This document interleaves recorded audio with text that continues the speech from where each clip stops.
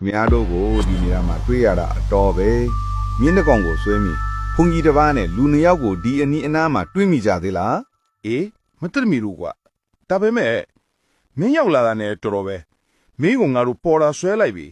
မင်းစစ်မှုထိုင်ရမယ်လာလိုက်ခဲ့ဟာဖြစ်ပါမလားမလုတ်ပါနဲ့ဗျာစောက်စကားမများနဲ့ဟဲ့အောင်他表演烧ခွက်ရိုက်မယ်လာခုလိုက်ခဲ့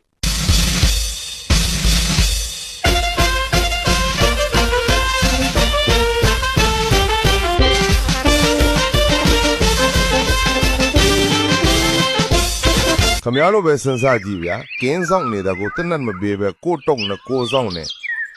တခါတလေတနတ်လေးပါလေကင်ပြီးဖင်ရခြင်းတာပေါ့ပြောချင်းဆိုရင်လည်းတားတစီတော့လာပြီးခေါ်ဖျက်လိုက်အောင်မယ်ချက်စမ်းဒီနေရာရောက်ရင်ဖြည်းဖြည်းမောင်းရမယ်ဆိုတော့မသိဘူးလားဘယ်သွားမှလဲမှတ်ပုံတင်ပြစမ်းတောင်းမှန်ပါတယ်ဆရာရဲ့ကျွန်တော်အရေးကြီးနေလို့ပါဟောမေးတော့မလို့ဆရာအတွက်လက်ဖက်တွေပိုးလေးပေးခဲ့ပါမယ်ကူညီပါအောင်ဆရာရဲ့မိကဘယ်ဆိုးလို့လဲအမြောက်အမြင်တော့ရှိတာလေကြီးပွားတိုးတောက်မယ်ကားကိုဖြည်းဖြည်းမောင်းသွားနော်အေးဒီလိုအလိုက်တီးတဲ့ကောင်လေးရှိနေတော့လေဘဝကြီးရောက်ပြောစရာကောင်းသားပဲ